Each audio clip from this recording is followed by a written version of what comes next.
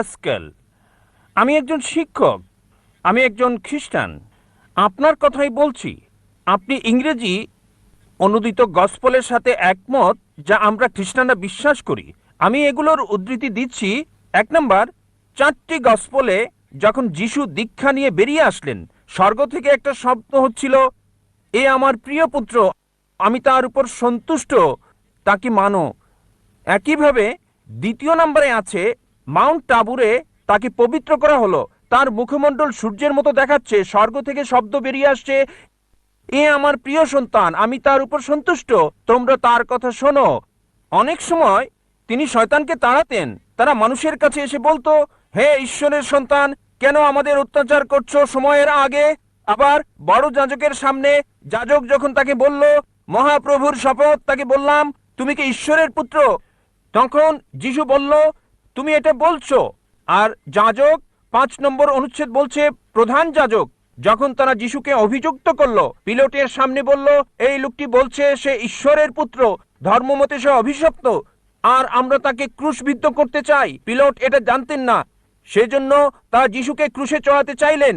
তাহলে সে নিজেকে ঈশ্বরের পুত্র দাবি করেছিল, যদিও সে সরাসরি বলেনি আমি ঈশ্বরের পুত্র, পরোক্ষভাবে বলেছে। ধরুন আপনি ডাক্তার জাকির নায়েক, আপনি এমবিবিএস ডাক্তার, আর আপনি বললেন, হ্যাঁ ভাই আপনি বলেছেন, এর মানে এই নয় আপনি নিজে বলেছেন আমি ডাক্তার জাকির নায়েক এমবিবিএস। একইভাবে যদিও যিশু নিজে বলেননি আমি ঈশ্বরের পুত্র, তিনি সম্মতি দিয়েছেন, সম্ভবত ভদ্রতার খাতিরে তিনি বলেননি আমি ঈশ্বরের পুত্র। আবার আরেকটি ভাই উদাহরণ। ভাই আপনার প্রশ্ন ইতিমধ্যে 5টা অনুচ্ছেদের উদ্ধৃতি দিয়েছেন, কোনোটারই রেফারেন্স বলেননি। আপনার না না, প্রশ্নটা বলেন। আমি এটার জন্য প্রস্তুত না, তাই আর ঠিক বলছি আছে, না। আমি রেফারেন্সটা বলে দেবো, কোনো সমস্যা নেই, আমি রেফারেন্সটা বলে দেবো, আপনাকে সাহায্য করবো ভাই, আমি আপনাকে সাহায্য করতে চাই ভাই, কোনো সমস্যা নেই। আপনার প্রশ্নটা কি? আপনি কি এই 5টা অনুচ্ছেদ বলে বোঝাতে যাচ্ছেন যিশু ঈশ্বর দাবি করেছিলেন? হ্যাঁ। ঠিক আছে, আমি উত্তর দিচ্ছি।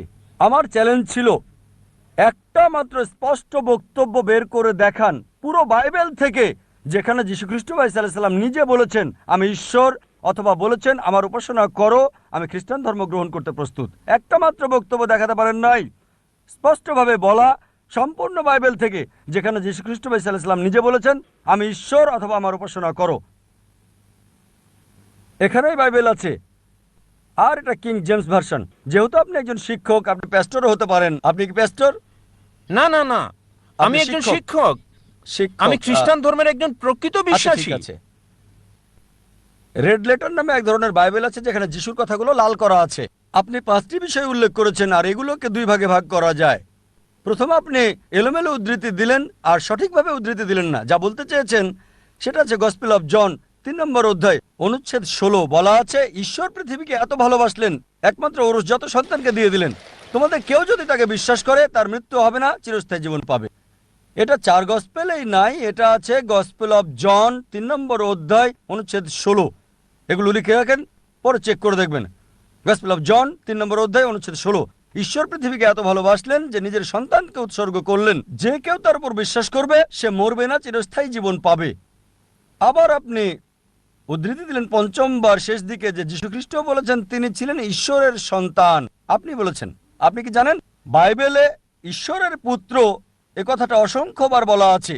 যদি আপনি বাইবেল পড়েন, আদম ছিলেন ঈশ্বরের পুত্র, আল্লাহ তাকে শান্তিতে রাখুন। ইব্রাহিম ছিলেন ঈশ্বরের পুত্র, ইসরাইল ছিলেন ঈশ্বরের পুত্র। আপনি যদি রোমান্স পড়েন 8 নম্বর অধ্যায়ে বলা আছে তারা সকলেই যারা ঈশ্বরের আত্মার দ্বারা পরিচালিত তারা সকলে ঈশ্বরের পুত্র। আপনি যদি ঈশ্বরের দূত হন আপনি ঈশ্বরের পুত্র, যদি আমি ঈশ্বরের দূত হই আমি ঈশ্বরের সন্তান বাইবেল অনুসারে।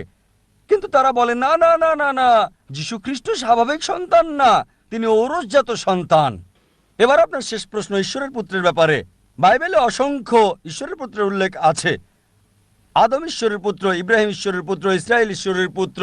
যারা ঈশ্বরের আত্মার সাহায্যে পরিচালিত তারা ঈশ্বরের পুত্র। কিন্তু খ্রিস্টান মিশনারিরা বলে না না না, যীশু খ্রিস্ট স্বাভাবিক পুত্র না। আসুন আপনার প্রথম প্রশ্নে, তিনি ঈশ্বরের ঔরসজাত সন্তান। তারপর তারা বলে যা আপনি বলেননি, আমি আপনাকে সাহায্য করছি। গসপেল অফ জন 3 নম্বর অধ্যায় অনুচ্ছেদ 16, ঈশ্বরের পৃথিবীকে এত ভালোবাসলেন যে নিজের সন্তানকে উৎসর্গ করলেন, যে কেউ তাকে বিশ্বাস করবে সে মরবে না, চিরস্থায়ী জীবন পাবে। ভাই, আপনি কি বিগটন শব্দের অর্থ জানেন? বিগটন শব্দের অর্থটা কি? না। বিগটন শব্দটার অর্থ কি? বিগটেন মানে এটা না যা আপনি বুঝেছেন। এটা মানে আমি এটা আপনাকে হতে পারে না। জিজ্ঞেস করছি বিগটেন শব্দটার অর্থ কি? হ্যাঁ, আমি জানি।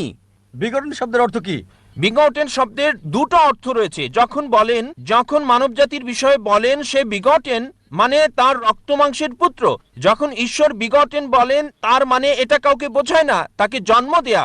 এর মানে হলো গভীর সম্পর্ক পিতা এবং পুত্রের মাঝে। এটা যদি বলেন পুত্র, আমি বলি ধরেন কেউ এখানে আসলো আর আমি বললাম হে আমার পুত্র, সে কিছু মনে করবে না, কারণ তার অল্প বয়স। যদি আমি বলি যে পুত্র এখানে আসো, সে আসবে। যদি বলি বিগটন সান এখানে আসো, সে আমার গালে চড় মারতে পারে। এই অভিযোগ করে যে নাউজুবিল্লাহ আমার দৈহিক সম্পর্ক তার মার সাথে।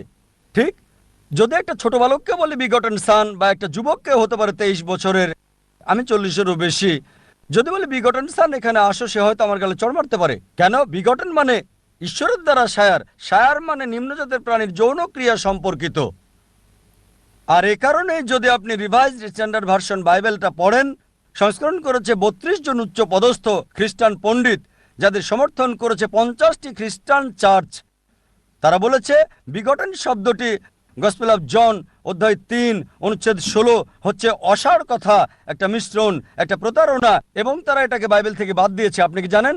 যদি রিভাইজড স্ট্যান্ডার্ড ভার্সন বাইবেল পড়েন, যেটা সবচেয়ে বেশি বিকৃত, সংস্করণ করেছে 32 জন উচ্চ পদস্থ খ্রিস্টান বিশেষজ্ঞ, যাদেরকে সহায়তা করেছে 50টি বিভিন্ন খ্রিস্টান মিশনারি। তারা বলেছে এই বিঘটন শব্দটি হচ্ছে অসার কথা, একটা মিশ্রণ, একটা প্রতারণা।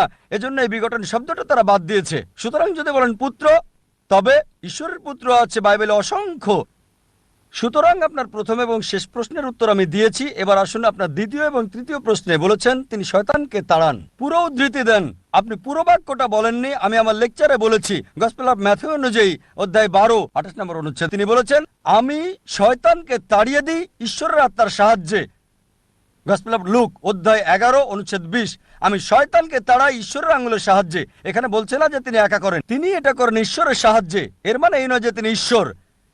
এই সবগুলো অনুচ্ছেদ যা আপনি বলছেন স্পষ্ট করে বলছে যে তিনি হচ্ছেন ঈশ্বরের দূত, তিনি নিজে ঈশ্বর ছিলেন না। এ কারণেই আমি চ্যালেঞ্জ করেছি আপনি পুরো বাইবেলে একটা মাত্র অনুচ্ছেদ দেখান যেখানে স্পষ্ট করে বলা যীশু খ্রিস্ট বা ঈসা আলাইহিস সালাম নিজে বলেছেন যে আমি ঈশ্বর, বা তিনি বলেছেন আমার উপাসনা করো, আমি খ্রিস্টান ধর্ম গ্রহণ করতে প্রস্তুত আছি। যীশু কোথাও কখনো বলেননি যে শুধু যদি আমি বলি পুত্র এখানে আসো, এর মানে এই নয় যে আমার ঔরসজাত সন্তান। ঠিক একইভাবে যদি আপনি আমাকে বলেন যে আমি আপনাকে ডাক্তার জাকির নায়েক বলে ডাকবো, ঠিক, আর যদি আমি আপত্তি না করি যে না এটা সঠিক হতে পারে, ভুলও হতে পারে, লোকজন বলে ডাক্তার জাকির নায়েক একজন বিশেষজ্ঞ, আমি নিজেকে মনে করি না বিশেষজ্ঞ, আমি একজন জ্ঞানের ছাত্র হিসেবে নিজেকে চিন্তা করি। সুতরাং লোকজন আমাকে যদি বিশেষজ্ঞ বলে আর আমি নীরব থাকি, তার মানে এই নয় যে আমি গ্রহণ করছি। তারা আমাকে বিশেষজ্ঞ হিসেবে বিবেচনা করে, আমি নিজেকে বিবেচনা করি না। সবসময় নিজেকে জ্ঞানের একজন ছাত্র হিসেবে উল্লেখ করে থাকি, তালবে ইলম। সুতরাং আপনি বাইবেল থেকে যা উদ্ধৃতি করেছেন, বাইবেলের যেখান থেকে করেন, রেড লেটার হতে হবে। রেড লেটার মানে যীশু খ্রিস্ট বা ঈসা আলাইহিস সালামের কথা। একটা মাত্র বক্তব্য দেখান, স্পষ্ট অনুচ্ছেদ, পরিষ্কার করে বলা পুরো বাইবেল থেকে, যেখানে যীশু খ্রিস্ট বা ঈসা আলাইহিস সালাম নিজে বলেছেন যে আমি ঈশ্বর, বা আমার উপাসনা করো, আমি খ্রিস্টান ধর্ম গ্রহণ করতে প্রস্তুত।